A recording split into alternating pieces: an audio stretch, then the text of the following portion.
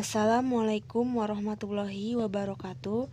Perkenalkan, nama saya Aisyah Nurmi Syahidah dari Program Studi Administrasi Publik, Fakultas Ilmu Sosial dan Ilmu Politik, dengan mata kuliah Asas-Asas Manajemen. Baiklah, di sini saya akan mempresentasikan materi yang telah saya buat dengan judul Kepemimpinan dalam Manajemen. Baik, kita masuk. Yang pertama ada kepemimpinan atau yang sering kita dengar pemimpin. Dalam bahasa Indonesia, pemimpin sering disebut penghulu, pemuka, pelopor, pembina, panutan, pembimbing, pengurus, penggerak, ketua, kepala, raja, dan lain sebagainya.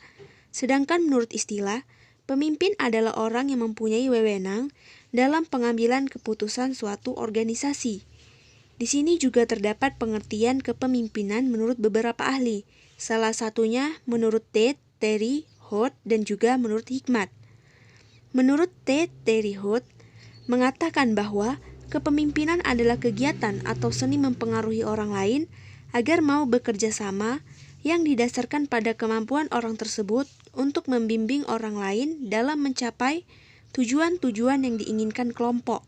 Sedangkan menurut Hikmat, kepemimpinan adalah proses pelaksanaan tugas dan kewajiban individu. Jadi, dapat kita tarik kesimpulan bahwa kepemimpinan adalah orang yang mempunyai hak dan wewenang untuk mengatur atau mempengaruhi seseorang atau kelompok di dalam suatu organisasi demi mencapai tujuan tertentu. Selanjutnya, dapat kita lihat bahwa kepemimpinan adalah bagian dari manajemen. Begitu pula sebaliknya, manajemen adalah bagian dari kepemimpinan. Karena kepemimpinan dan manajemen itu saling berkaitan. Jika salah satunya hilang, maka kegiatan dan tujuan yang telah dirancang sedemikian rupa akan menjadi berantakan. Di dalam manajemen dibutuhkan yang namanya pemimpin, di mana pemimpin tersebut harus mempunyai technical skill dan managerial skill. Apa itu technical skill dan managerial skill? Technical skill adalah kemampuan seseorang dalam mengoperasikan mesin-mesin, Microsoft, dan lain sebagainya. Sedangkan managerial skill adalah kemampuan seseorang dalam mengarahkan, mengatur, menggerakkan, dan memimpin anggota atau bawahan dalam sebuah organisasi. Dalam kepemimpinan juga sangat diperlukan yang namanya komunikasi. Komunikasi yang baik antara atasan dan bawahan. Seorang pemimpin juga harus memiliki perilaku dan sikap yang baik. Selanjutnya di sini ada tipe-tipe kepemimpinan. Dapat kita lihat bahwa tipe-tipe kepemimpinan terbagi atas 6. Yang pertama, tipe kepemimpinan otokrasi. Dalam tipe ini, pemimpin bertindak diktator pada bawahannya. Tipe otokrasi ini juga terpusat pada bos sebagai pemegang kekuasaan tertinggi, terkesan memaksa dan harus dilakukan. Yang kedua, ada tipe kepemimpinan demokratis. Tipe kepemimpinan demokratis adalah kebalikan dari pemimpin yang otoriter. Tipe ini mengutamakan kontribusi orang-orang di lingkungan kerja. Yang ketiga, ada tipe kepemimpinan laissez-faire. Dalam tipe ini, pemimpin tidak memberikan instruksi dan perintah. Mereka membiarkan bawahannya untuk berbuat sekehendaknya dan tidak ada kontrol ataupun koreksi. Tipe ini lebih cenderung kepada pemimpin yang membiarkan bawahannya melakukan hal yang mereka sukai. Hal ini karena anggapan bahwa organisasi akan berjalan dengan sendirinya. Yang keempat, ada tipe kepemimpinan paternalistik. Tipe pemimpin ini memiliki sifat kebapakan. Mereka menganggap bahwa bawahan tidak bisa bersifat mandiri dan perlu dorongan dalam melakukan sesuatu. Tipe ini memiliki kelebihan, yaitu pemimpin akan mempunyai sikap yang tegas dalam pengambilan keputusan dan lebih cenderung melindungi bawahannya. Yang kelima, ada tipe kepemimpinan karismatik. Tipe kepemimpinan karismatik memiliki energi dan daya tarik yang luar biasa untuk mempengaruhi orang lain. Maka, tidaklah heran apabila memiliki pengikut atau massa yang jumlahnya besar. Tipe ini mempunyai daya tarik yang begitu besar sehingga tanpa diminta bawahannya akan memberikan penghormatan. Yang keenam atau yang terakhir ada tipe kepemimpinan militeristik. Tipe kepemimpinan militeristik adalah tipe pemimpin yang memiliki disiplin tinggi dan biasanya menyukai hal-hal formal. Tipe ini cenderung pada penerapan sistem militer pada saat menjadi pemimpin dengan tuntutan kedisiplinan yang tinggi. Baik, kita masuk yang kedua, yaitu manajemen. Manajemen berarti mengatur. Secara etimologi, manajemen adalah seni untuk mengarahkan orang lain agar mencapai tujuan utama sebuah organisasi atau bisnis melalui proses perencanaan, pengorganisasian, pengelolaan, dan pengawasan sumber daya dengan cara yang efektif dan efisien. Manajemen juga merupakan suatu sistem yang setiap komponennya menampilkan sesuatu untuk memenuhi kebutuhan.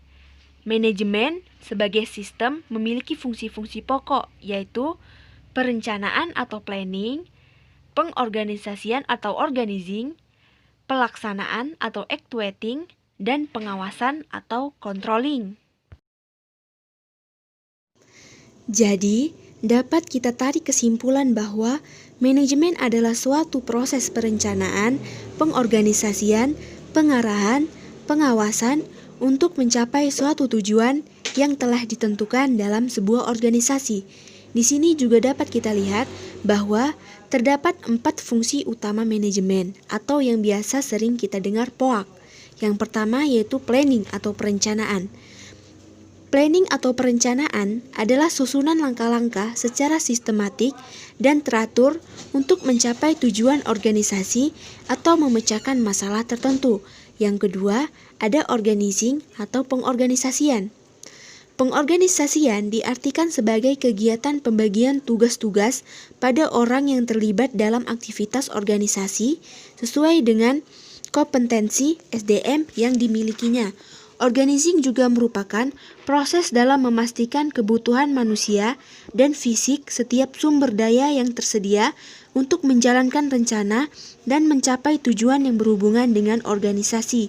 Yang ketiga, ada actuating atau pengarahan. Actuating atau pengarahan meliputi kepemimpinan dan koordinasi. Actuating juga diartikan sebagai usaha. Agar pengarahan berjalan dengan baik, kita memerlukan seorang pemimpin. Yang keempat atau yang terakhir adalah controlling atau pengendalian. Inti dari controlling adalah proses memastikan pelaksanaan agar sesuai dengan rencana.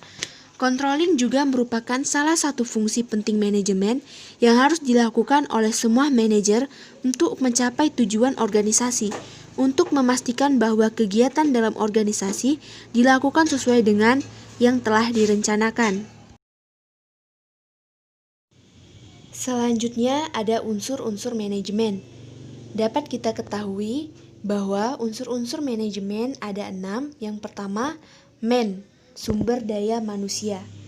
Manusia sangat berperan penting dalam unsur manajemen ini, karena untuk mencapai tujuan yang sudah direncanakan dan diatur, diperlukan manusia untuk menjalankannya. Yang kedua, ada money atau uang. Pekerjaan yang sedang berjalan akan membutuhkan perlengkapan dan peralatan, dan untuk memenuhinya harus ada uang untuk membeli perlengkapan dan peralatan tersebut.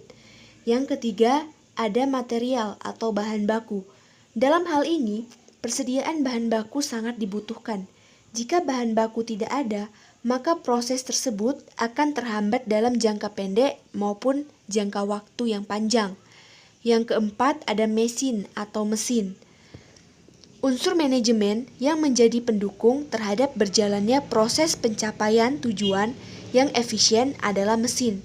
Mesin digunakan untuk memproses bahan baku agar menjadi sebuah produk yang berkualitas.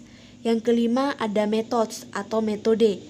Sebuah metode yang digunakan untuk menjalankan proses manajemen dapat dilakukan dengan pemikiran manusia, sehingga metode dapat membuat proses menjadi lebih mudah dan cepat selesai. Yang keenam atau yang terakhir ada market atau pasar. Adanya pasar membuat produksi terjual dan dapat diketahui kekurangan dan kelebihan dari produk tersebut.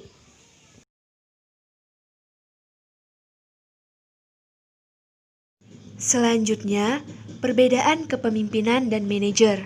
Yang pertama, ada kepemimpinan.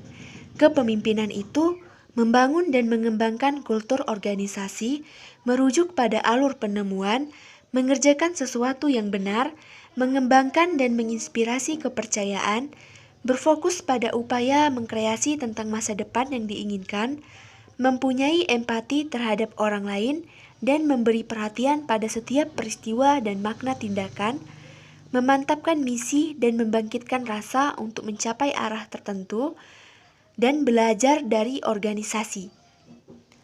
Yang kedua, ada manajer.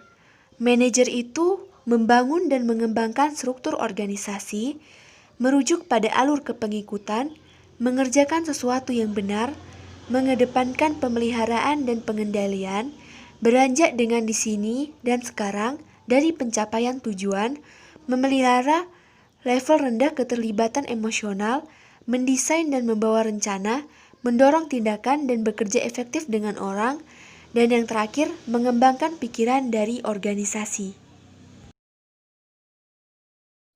Terakhir, dapat kita tarik kesimpulan dari pembahasan kepemimpinan dalam manajemen, yaitu dapat kita ketahui bahwa di dalam manajemen wajib ada yang namanya kepemimpinan, di mana kepemimpinan sangat diperlukan dalam manajemen agar kegiatan yang akan dilaksanakan menjadi lebih teratur.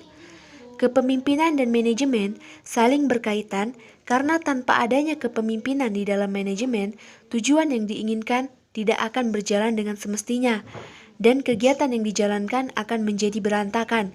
Manajemen memiliki pengaruh bagi seseorang atau sekelompok orang untuk bertindak, sama halnya dengan kepemimpinan.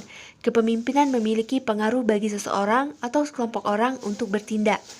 Manajemen merupakan suatu proses menyelesaikan aktivitas secara efisien dengan atau melalui orang lain dan berkaitan dengan rutinitas tugas suatu organisasi. Sedangkan kepemimpinan muncul jika ada upaya mempengaruhi seseorang individu atau kelompok dan berhubungan dengan perubahan. Menurut Denim, pemimpin dipandang sebagai inti dari manajemen, dan perilaku kepemimpinan merupakan inti perilaku manajemen. Inti dari kepemimpinan adalah pembuatan keputusan, termasuk keputusan untuk tidak memutuskan. Kepemimpinan akan berjalan jika ada keputusan yang akan dijalankan. Demikian juga manajemen. Ini berarti bahwa manajemen akan dapat mencapai tujuan jika dijalankan seseorang yang memiliki jiwa kepemimpinan. Demikianlah presentasi yang saya lakukan. Lebih dan kurangnya saya mohon maaf. Wassalamualaikum warahmatullahi wabarakatuh. Terima kasih.